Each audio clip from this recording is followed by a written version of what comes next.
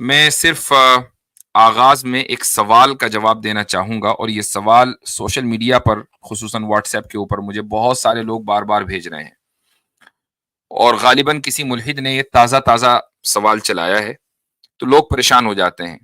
حالانکہ پریشان ہونے کا کوئی مطلب نہیں ہے، تو میں وہ سوال ذکر کر رہا ہوں، اس کے بعد جواب دوں گا، اور اس کے بعد انشاءاللہ میں لنک پبلک کر دوں گا۔ اس عرصے میں آپ جہاں جہاں یہ ویڈیو شیئر کرتے ہیں، کرتے آئے ہیں، وہ کرتے رہیں۔ سوال یہ ہے کہ زید نے، ایک فرضی نام ہے، زید پہلے دین پر چلتا تھا، سکون اور راحت کی زندگی گزارتا تھا۔ جب دین سے اس نے روگردانی کی تو زندگی میں تنگی محسوس کی، اور وجہ اس کی کیا ہے؟ چونکہ قرآن کی آیت ہے کہ وَمَنْ أَعْرَضَ عَنْ ذِكْرِي فَإِنَّ لَهُ مَعِيشَةً ضَنْكَ، کہ جو میرے ذکر سے روگردانی کرے گا تو اس کے لیے ڈپریسنگ زندگی ہے۔ اس کے بعد سوال یہ ہے کہ وجے کمار نے دعویٰ کیا کہ میں کافر ہوں پر زندگی میں پرسکون اور خوش ہوں، کوئی تنگی پریشانی نہیں ہے۔ جب زید کا اور وجے کمار کا مالک ایک ہی اللہ ہے، لیکن وجے کمار اپنی زندگی دین سے روگردانی کر کے بھی خوشی، راحت اور سکون سے بسر کر رہا ہے، تو اللہ تعالیٰ وجے کمار کی زندگی تنگ کیوں نہیں کرتا، صرف زید ہی کی زندگی تنگ کیوں کر رہا ہے؟ تو ایسا ہونا چاہیے تھا کہ وجے کمار کی زندگی بھی اسی طریقے سے یعنی گھٹن اور تنگی کے ساتھ گزرتی، تاکہ وہ راہ راست پر آ جاتا اور اسلام قبول کر لیتا۔ تو کیا یہ مکیش کمار کے ساتھ ناانصافی نہیں ہے؟ میرے خیال سے لکھنے والا مکیش امبانی کہنا چاہ رہا ہوں، اس نے کمار ویسے ہی لکھ دیا۔ تو خیر، یہ سوال ہے، اس سوال کا میں نے جواب ان صاحب کو دیا بھی تھا، اور پھر آج بھی اسی سے ملتا جلتا سوال آ گیا، اور بھی بیچ میں بہت سارے لوگوں نے یہ سوال مجھے بھیجا، تو غالباً یہ گروپس میں عام ہو رہا ہے، تو اس کا میں جواب دینا چاہوں گا۔ بلکہ میں چاہوں گا کہ وہ چلے میں یہیں دے دیتا ہوں، میں نے وہ آڈیو کی شکل میں ان صاحب کو دیا بھی تھا، اگر رک جائیے میں چلے میں یہیں دے دیتا ہوں انشاءاللہ۔ دیکھیں، اللہ تعالیٰ کا یہ ارشاد ہے کہ من اعرض عن ذکری، کہ جو میری یاد دہانی سے یا میری ذکر سے، مجھے یاد کرنے سے روگردانی کرے گا، میرے دین سے روگردانی کرے گا اوور آل، تو اللہ تعالیٰ فرماتا ہے کہ اس کے لیے معیشتاً ضنکا ہوگی۔ معیشتاً ضنکا کسے کہتے ہیں؟ Depressing life. اب جو آدمی سوال کر رہا ہے یا اعتراض کر رہا ہے، اس کے ذہن میں یہ بات ہے کہ جیسے ہی دین سے روگردانی ہوگی، اسی وقت اس دنیا سے ہی ڈپریسنگ لائف اس کی شروع ہو جائے گی۔ یہ جو سوال ملحد یا ایتھیسٹ یا اسلاموفوبس کرتے ہیں، وہ دراصل اسلام کے مقدمے کو سمجھے بغیر کرتے ہیں۔ اسلام کا مقدمہ کیا ہے؟ اسلام کا مقدمہ یہ ہے کہ یہ لائف دراصل زندگی کا آغاز ہے۔ زندگی صرف اسی دنیا میں نہیں ہے، یہ دنیا تو پہلا پڑاؤ ہے، اس کے بعد اگلا پڑاؤ ہے، پھر اس کے بعد اگلا پڑاؤ ہے، پھر اس کے بعد اگلا پڑاؤ ہے، جو حتمی اور ابدی ہے۔ یہ جو پڑاؤ ہے یہ آغاز ہے، اس کے بعد جو اگلا پڑاؤ ہے یہ عالم برزخ ہے، اس کے بعد اگلا پڑاؤ ہے عالم حشر ہے، کہ جہاں ہمارے نامہ اعمال کا حصہ اور حساب و کتاب ہونا ہے، نامہ اعمال پیش ہونے ہیں۔ اس کے بعد جو اگلا پڑاؤ ہے وہ ان لوگوں کا ہے کہ کچھ لوگوں کو جنت میں ڈال دیا جائے گا، کچھ لوگوں کو جہنم میں ڈال دیا جائے گا۔ جو لوگ جہنم میں جائیں گے ان میں بھی دو تعداد ہوں گی، دو طرح کے لوگ ہوں گے۔ کچھ لوگ وہ ہوں گے جو ٹیمپریریلی جہنم میں جائیں گے اور اس کے بعد جنت میں آئیں گے، جو اپنے گناہوں کی وجہ سے جائیں گے، اور کچھ لوگ وہ ہوں گے جو ابدی طور پر ہمیشہ ہمیش کے لیے وہ جہنم میں جائیں گے اور ان سے وہاں سے کبھی نہیں نکلیں گے۔ جو لوگ جنت میں جائیں گے وہ کبھی جنت سے نہیں نکلیں گے۔ ایک مرتبہ جنت میں داخل ہونے کے بعد جہنم میں جانے کا کوئی تصور اسلام میں نہیں پایا جاتا۔ یہ ایک مقدمہ ہے۔ اب قرآن کی اس آیت میں یہ کہاں لکھا ہے کہ جیسے ہی اللہ یہ کہہ رہا ہے کہ جیسے ہی تم میرے دین سے روگردانی کرو گے تو تمہاری ڈپریسنگ لائف کا آغاز اسی اگلے دن سے ہو جائے گا؟ یہ کہاں لکھا ہے؟ ٹائم فریم تو نہیں ہے۔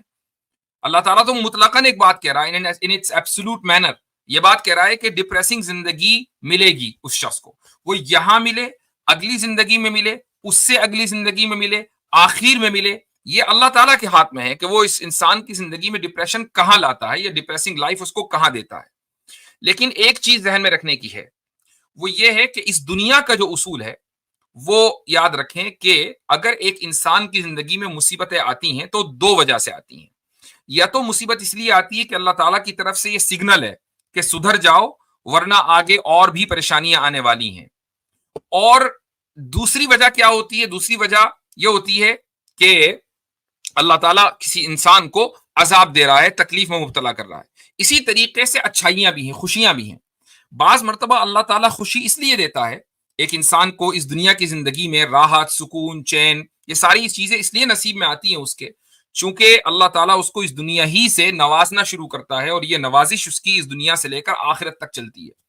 اور بعض مرتبہ خوشیاں اس لیے آتی ہیں کہ اللہ تعالیٰ اس کو ڈھیل دے رہا ہے کہ دیکھیں کہاں تک جاتا ہے. آپ نے اگر کبھی مچھلی کا شکار کیا ہوگا اور جب آپ کانٹا پانی میں ڈالتے ہیں تو آپ جب دیکھتے ہیں کہ وہ ہل رہا ہے تو آپ فوراً نہیں کھینچتے بلکہ پہلے ڈھیل دیتے ہیں، اور اس ڈھیل کی وجہ سے جب مچھلی مکمل طریقے سے پھنس جاتی ہے، وہ کانٹا اس کے منہ میں اٹک جاتا ہے اور آپ کو لگتا ہے کہ اب یہ چھڑا نہیں پائے گی، تو اب آپ کھینچتے ہیں.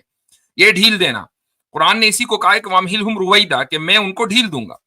تو بعض اب کوئی مچھلی جو ہے، دوسری مچھلی مثلا امیجن کریں کہ جو لمحہ ہے، جس لمحے میں مچھلی کا کانٹا اس مچھلی کے منہ میں پھنسا، اس لمحے کو آپ 20-25 سال یا 40 سال کا کر دیں، ٹھیک ہے. اور دوسری مچھلی بھی وہاں پر موجود ہے جو یہ دیکھ رہی ہے کہ اس مچھلی کے منہ میں کچھ کھانا گیا اور اتنا آسانی کے ساتھ کہ اس کو کوئی محنت کرنی نہیں پڑی، اوپر سے ایک کیچوا جو ہے وہ آیا اور اس کے منہ میں چلا گیا. تو جو دوسری مچھلی ہے وہ یہ سوچے گی کہ امیجن کریں، آپ اس کو پکچرائز کریں اپنے ذہن میں کہ اگر ان کو شعور دے دیا جائے تو یہ جو دوسری مچھلی ہے کہ جس کو اتنی آسانی کے ساتھ یہ نوالا نہیں ملا، وہ یہ سوچے گی کہ اس کے مزے ہی مزے ہیں، آرام سے بیٹھے بیٹھے مل رہا ہے اوپر سے، اس کو کوئی محنت نہیں کرنی. لیکن اس کے بعد کیا ہوگا؟ جب وہ شکاری، جب وہ مچھلی پکڑنے والا اس مچھلی کے کانٹے کو کھینچے گا تو پتا چلے گا دوسری مچھلی کو کہ اس کے کتنے مزے تھے. تو ایسے ہی اس دنیا کی زندگی میں ہم بعض لوگوں کو بہت چین اور سکون میں دیکھتے ہیں، لیکن یہ ممکن ہے کہ اللہ تعالیٰ کی طرف سے ان کی رسی میں ڈھیل دی جا رہی ہو، اور ایک وقت ایسا آئے گا کہ جب ان کے پاس بھاگنے کی کوئی جگہ نہیں ہوگی، واپسی کا کوئی راستہ نہیں ہوگا، تب دیکھنے والوں کو اندازہ ہوگا کہ بھئی یہ کتنے مزے میں تھے. قرآن کریم میں قارون کا واقعہ لکھا ہوا ہے. تو قارون کے خزانوں کو دیکھ کر لوگ یہ محسوس کرتے تھے، یہ تمنا کرتے تھے کہ کاش کہ ہمیں بھی ایسی ہی زندگی ملتی، کاش کہ ہم بھی اتنے ہی مالدار ہوتے اور اسی طریقے سے جو لگژری لائف قارون کی ہے ویسے ہی ہماری بھی ہوتی. لیکن پھر قرآن نے کیا کہا؟ قرآن نے اس واقعے کا ذکر کیا ہے کہ جب قارون کو زمین میں دھسا دیا گیا اس کے خزانوں کے ساتھ، تو جو لوگ تمنا کرتے تھے وہ یہ کہتے تھے کہ بھئی، وہ کہنے لگے کہ ہم نے اچھا ہوا کہ ہم اس کے راستے پر نہیں چلے، اچھا ہوا کہ ہمیں یہ خزانے نہیں ملے. تو ایسے ہی دراصل ایک انسان کو، مثلا زید ہے، اس نے دین سے روگردانی کی، اللہ تعالیٰ نے اس کی رسی کو ٹائٹ کر دیا. یہ کیوں ٹائٹ کیا؟ اس کو بتانے کے لیے، اس کو سگنل بھیجا کہ سدھر جاؤ ورنہ آگے حالات اور خراب ہونے والے ہیں. بہت سی مرتبہ لوگ واپس دین کے راستے پر آتے ہیں اور بہت سے لوگ اس سگنل کو نہیں سمجھ پاتے. ایسے ہی اگر کوئی غیر مسلم ہے، اب آپ چاہے وہ مکیش کمار کا نام لے لیں کہ انل کمار کا نام لے لیں یا کسی اسٹیو کا، کسی جابس کا، کسی کا بھی نام لے لیں، امیجن کریں کہ اس کو اللہ تعالیٰ نے بڑی لگژری لائف دی ہوئی ہے. تو یہ ضروری نہیں ہے کہ اللہ تعالیٰ کی اس کے اوپر مہربانی ہے اس لیے اس کو لگژری لائف دی گئی ہے. یہ بھی ممکن ہے کہ اللہ تعالیٰ نے اس کو ڈھیل دی ہوئی ہے اور یہ ڈھیل اس کی موت تک چلے گی، اور موت جیسے ہی وہ انسان مرے گا اللہ تعالیٰ اس کی رسی کو کھینچ لے گا. اب آپ یہ کہیں کہ بھئی ایسی رسی کھینچنے سے کیا فائدہ کہ جس سے دوسروں کے لیے عبرت نہ ہو، لیکن یہ ذہن میں رکھیے، میں ایک امیجن آپ کریں کہ اللہ تعالیٰ آج کی تاریخ میں دنیا کے جتنے بھی ٹاپ بلینئرز ہیں نا، مثلا ایلون مسک ہے، مکیش امبانی ہے، ٹھیک ہے بھائی، اور اسی طریقے سے اور کون ہے، یہ جو مائکروسافٹ کا جو بانی تھا وہ، یہ سارے کے سارے جو ہیں، اسی طریقے سے بفیٹ، یہ سارے کے سارے ان کی رسی کو ایک ہی دن میں ٹائٹ کر دے، جتنی ڈھیل نہیں رکھی ہے سب کی کھینچ لے اور سب کے سب سڑک پر آ جائیں. جو ٹاپ بلینئرز ہیں وہ سارے کے سارے سڑک پر آ جائیں، اپنی مکمل دولت ان کی ختم ہو جائے. تو آپ کو کیا لگتا ہے، کیا صرف یہی لوگ متاثر ہوں گے؟